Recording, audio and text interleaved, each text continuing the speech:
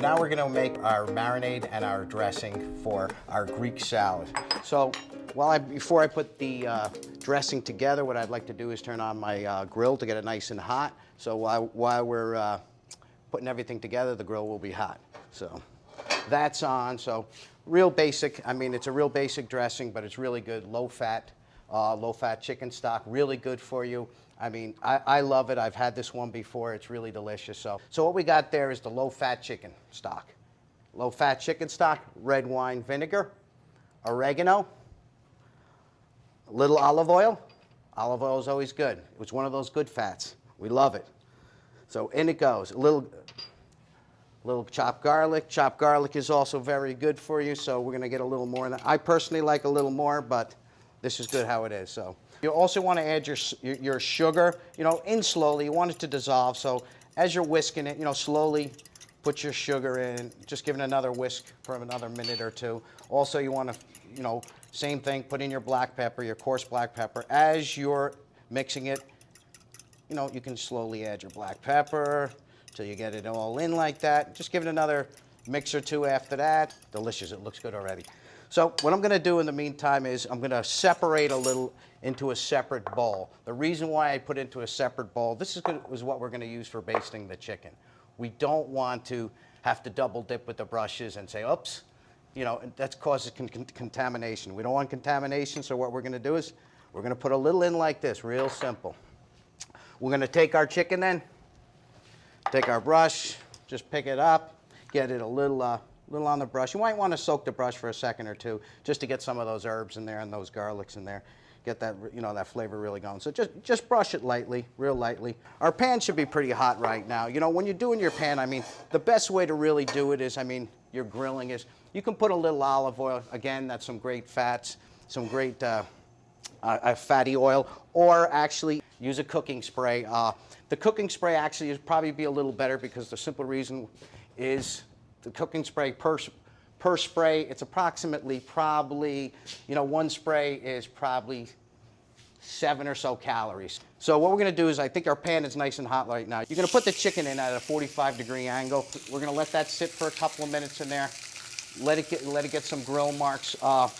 What you don't want to do is you don't want to take it up too early, because if you take it up too early, a lot of times it'll stick. So best way to really judge it is if you wait a few minutes, you'll see on the side, you'll see that nice, like, white little brown color coming to the side.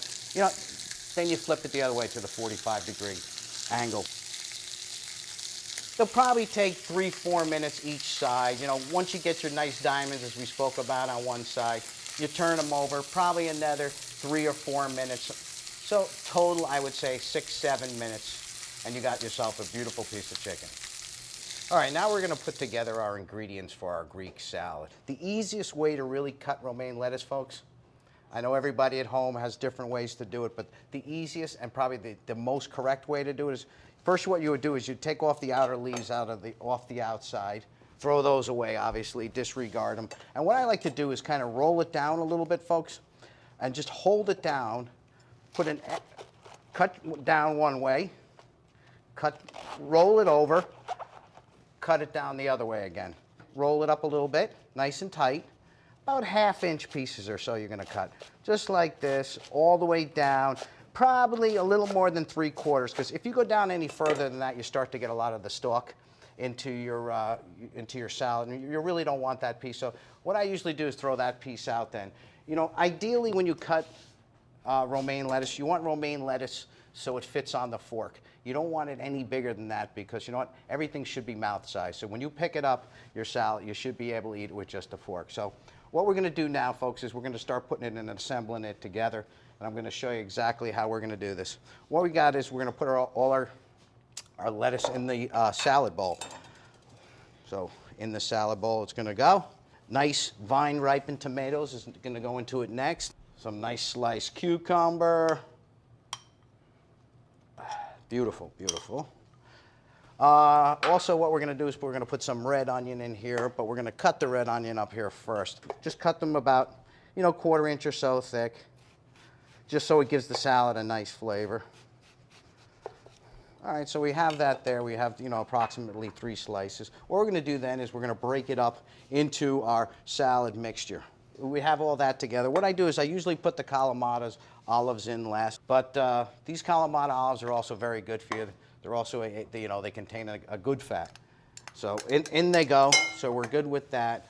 What I'm going to do is I'm going to hold off on the feta cheese yet. I'm going to put everything together right now. We're going to put the feta cheese on last. So what we're going to do now is the dressing that we made earlier. We're going to, again, before we put it into the salad, let's give it a good stir, make sure everything's combined, all those flavors and everything in there. So, you know, you don't want to put too much in at once because, you know, not everybody likes it. Maybe they don't like it soaked. You know, maybe they like it a little drier. So what we're going to do then is we got that in there. It gives us an opportunity to kind of see where we're at. So we're going to mix it up. Give it a good mix, a real good mix. You want all those great flavors to mix. All right.